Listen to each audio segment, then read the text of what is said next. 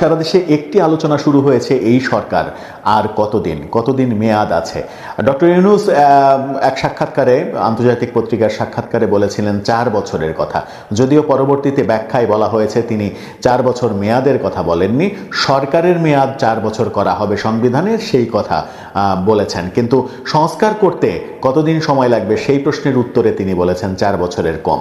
তো 4 বছরের কম সেটা তো 4.25 বছরও হয়, কিংবা 3 বছর 11 মাসও হয়, কিংবা 3 বছর 11 মাস 29 দিনও হয়।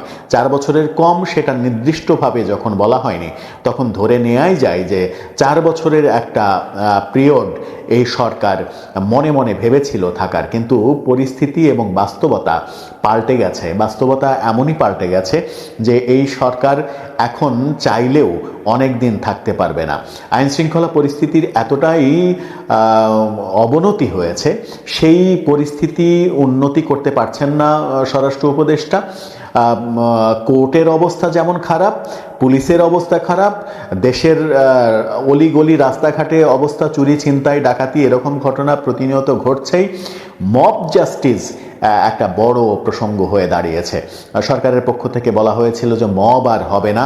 যখন 5 থেকে 8 আগস্টের সারা দেশে ঘটে যাওয়া মবের দায় মুক্তি দেওয়া হলো, যে তাদের কোনো বিচার করা যাবে না, তখনই কিন্তু এক শ্রেণীর মানুষ সাহস পেয়ে গেল যে মব করে এদেশে রক্ষা পাওয়া যায়, মব করলে বিচার হবে না।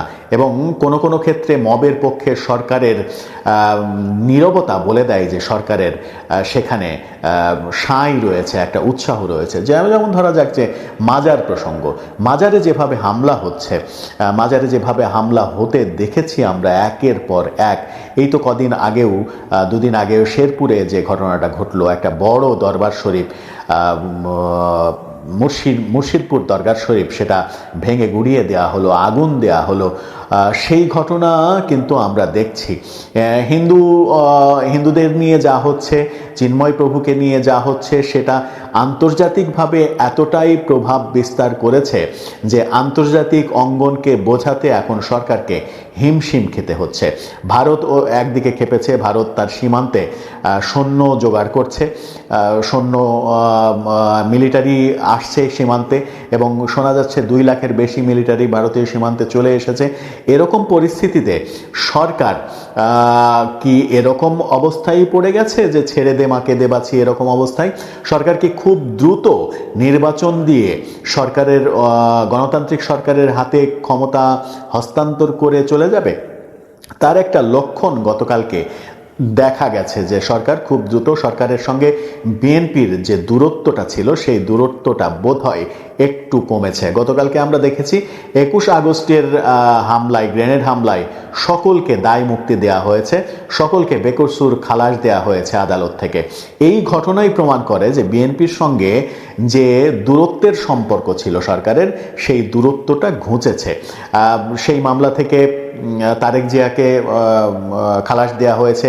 তারেক জিয়া দেশে না আসার অন্যতম কারণ ছিল যে এই মামলায় যাবজ্জীবন কারাদণ্ড ছিল, এবং সেই কারণেই তিনি ফিরতে পারছিলেন না।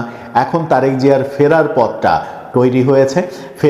তারেক জিয়া হয়তো খুব শীঘ্রই ফিরবেন, এবং খুব শীঘ্রই তারেক জিয়া ফিরলে বিএনপি অনেক বেশি চাঙ্গা হবে, এবং চাঙ্গা বিএনপির সামনে এই সরকার অসহায় বোধ করবে। এই সরকারের মূল শক্তি যে ছাত্র জনতা, সেই ছাত্র জনতার জনপ্রিয়তা এতটাই ধস নেমেছে যে ধস বালুর বাঁধের মতো অনেকটা। তারা তাদের বিভিন্ন কার্যকলাপ, কথাবার্তার মাধ্যমে নিজেদের জনপ্রিয়তা নষ্ট করেছে। তারা বিএনপির বিরুদ্ধে বিষোদ্গার করেছে, আওয়ামী লীগের সঙ্গে বিএনপির তুলনা করেছে, তাতে বিএনপি খেপেছে। আবার বিএনপির সঙ্গে সম্পর্ক জোড়া লাগানোর চেষ্টা করেছে। গতকালকে এই পত্রিকায় দেখলাম হাসনাত আবদুল্লাহ বিএনপির প্রশংসা করছেন। কয়েকদিন আগে আমরা দেখলাম যে ক্যান্টনমেন্টে সার্জিস এবং হাসনাত বেগম খালেদা জিয়ার সঙ্গে একেবারে ঢলো করে নিজেদের পরিচয় দিয়ে নিজেদেরকে কৃতজ্ঞ করছেন, এরকম অবস্থা। এবং সার্জিস তো ফেসবুকে স্ট্যাটাস দিয়ে দিলেন খালেদা জিয়ার সম্পর্কে, অসাধারণ একটা স্ট্যাটাস দিয়ে দিলেন। যে সার্জিস 2 দিন আগেও বিএনপির সম্পর্কে খুবই খুবই বাজে বাজে মন্তব্য করেছেন। এক ফ্যাসিস্টকে বিদায় করে আর এক ফ্যাসিস্টকে ক্ষমতায় আনার জন্য আমরা আন্দোলন করিনি, এমন ডায়লগ দিয়েছেন। সেই সার্জিস যখন খালেদা জিয়ার সম্পর্কে ঢলো হয়ে গদগদ হয়ে ফেসবুকে পোস্ট দেন, তখন বোঝা যায় যে সকলেরই একটা ইউটার্ন হয়েছে। এই ইউটার্ন হওয়ার কারণে ভাবা হচ্ছে যে বিএনপির জন্য সেটা খুবই লাভজনক হবে। বিএনপির জন্য লাভজনক যদি হয় আগামী নির্বাচন, তাহলে আগামী নির্বাচন কি বিএনপি একা করবে নাকি জামাতের সঙ্গে জোটে করবে? আগামী নির্বাচনে আওয়ামী লীগকে নির্বাচন করতে দেয়া হবে কি হবে না, সেটা একটা বড় প্রশ্ন। আন্তর্জাতিক চাপের কারণে হয়তো আওয়ামী লীগকে নির্বাচন করতে দিতে বাধ্য হবে এই সরকার, কারণ এই সরকার তাদের নিজেদের যে ক্ষমতা, নিজেদের যে অস্তিত্ব, সেই অস্তিত্বে অনেকটাই ভাটা পড়েছে। এই সরকারের জনপ্রিয়তা অনেকখানি কমেছে।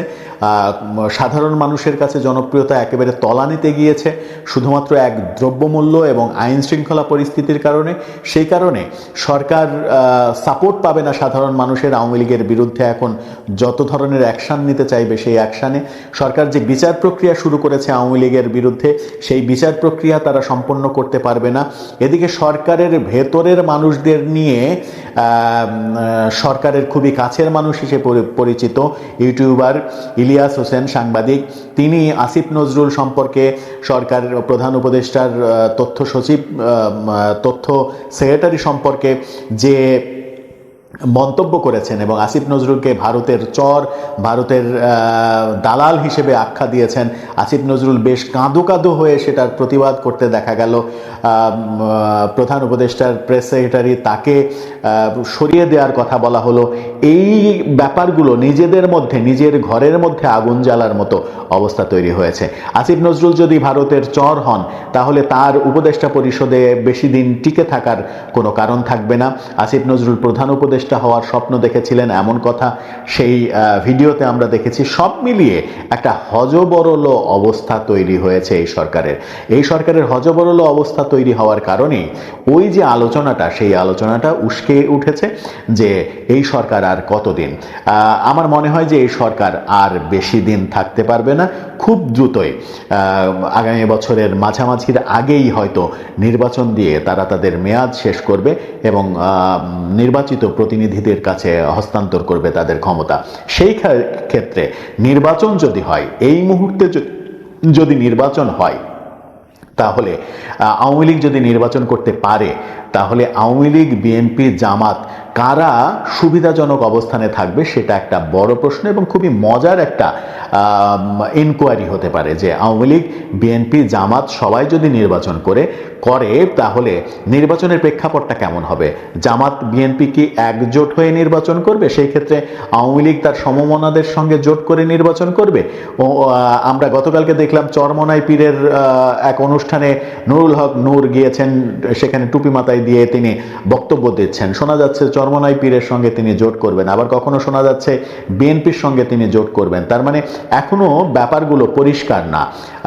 ইসলামিক দলগুলো একটা জোট করার প্রক্রিয়াতে রয়েছে, তারা কতটা সুবিধা করতে পারবে?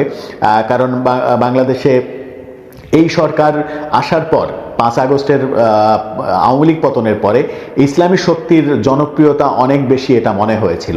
কিন্তু যখন তারা মাজার ভাঙা শুরু করলো, তখন কিন্তু তাদের জনপ্রিয়তা হ্রাস পেতে পেতে এখন তলানিতে গিয়ে ঠেকছে। এই অবস্থা, এই উত্থান পতনের অবস্থা কিন্তু চলতেই থাকবে। সেই ভাগ গলিয়ে আওয়ামী লীগ কোনো সুবিধা আদায় করতে পারবে কিনা, সেটাও একটা বড় আলোচনা হতে পারে। দর্শক, আপনার কি মনে হয় শেষ পর্যন্ত এই যে খুব স্বল্প সময়ের মধ্যে নির্বাচন হবে, এটা বলে দেয়াই যায়, সেই নির্বাচনে আওয়ামী লীগ কি অংশগ্রহণ করতে পারবে? আর আওয়ামী লীগ অংশগ্রহণ করতে পারলে আওয়ামী লীগ কি একা একা নির্বাচন করবে নাকি জোট করে নির্বাচন করবে? আওয়ামী লীগ যে কোনোভাবেই নির্বাচন করুক না কেন, তাতে কি আওয়ামী লীগ এমন কোনো আসন তৈরি করতে পারবে, আসনের মালিক হতে পারবে, যেটা অন্তত সংসদে সম্মানজনক অবস্থায় তারা যেতে পারে? নাকি সবাইকে অবাক করে দিয়ে আওয়ামী লীগ আবার সংখ্যাগরিষ্ঠতা পেয়ে যাবে, যখন কিনা এই সরকারের ব্যর্থতা সরকারের জনপ্রিয়তাকে তলানিতে নামিয়ে ফেলছে? সরকারের জনপ্রিয়তা তো তলানিতে যদি নামে, তাহলে সরকারের কাছের দলগুলো, যারা কাছের দল, তাদের জনপ্রিয়তায় যদি ভাটা পড়ে যায়, তাহলে আওয়ামী লীগ একটা অবিশ্বাস্য ঘটনা ঘটিয়ে দিলেও কিন্তু অবাক হওয়ার কিছু থাকবে না। কারণ আমরা বাঙালি ভুলে যাওয়ার জাতি। আমরা খুব সহজেই আগের ঘটনা ভুলে যাই। 5 আগস্টের আগের ঘটনা আমরা খুব দ্রুতই ভুলে যাব, যেমনটা ভুলে গিয়েছি এর আগের টার্মে বিএনপির যে অপশাসন হয়েছিল, সেই অপশাসনের ইতিহাস কিন্তু আমরা ভুলে গেছি। 21 আগস্ট গ্রেনেড হামলার মামলার খালাসের মধ্য দিয়ে আবার সেই চক্রটা আবার বোঝা যাচ্ছে যে কে কতটা ভালো, কে কতটা খারাপ ছিল। আদতে ব্যাপারটা এরকম, বাংলাদেশের রাজনীতিতে এমন অবস্থা দাঁড়িয়েছে যে যখন যে ক্ষমতায় যায় তখন সে মনে করে মুই কি হনুরে। আর এই মুই কি হনুরে হওয়ার কারণে এরা নিজেদের অস্তিত্ব নিজেরা ভুলে যায়, মনে করে আমিই রাজা, আমার এই রাজত্বে আর কেউ নেই, সবাই আমার প্রজা এবং আমি রাজা থাকবো আজীবন। এই রাজা থাকবো আজীবন ভাবার কারণেই কিন্তু যখন যে ক্ষমতায় যায় তখন সে অপকর্ম করে এবং অন্যকে বলে খারাপ। আবার বিরোধী দলে যে থাকে সে সরকারকে বলে খারাপ, সে যখন ক্ষমতায় যায় তখন ঠিক একই কাজগুলো তারা সেরকমভাবেই করে। যেমনটা আমরা দেখছি আওয়ামী লীগকে খারাপ বলার পরে বর্তমান অন্তর্বর্তীকালীন সরকার আওয়ামী লীগের বাইরে আওয়ামী লীগ যে খারাপ কাজগুলো করেছিল সেগুলো কি করছে না? দেশ কি আইনের শাসনে চলছে? এই প্রশ্নগুলো কিন্তু সামনে এসেই যাচ্ছে। দর্শক, আপনার কি মনে হয় এই সরকার আসলেই আর কতদিন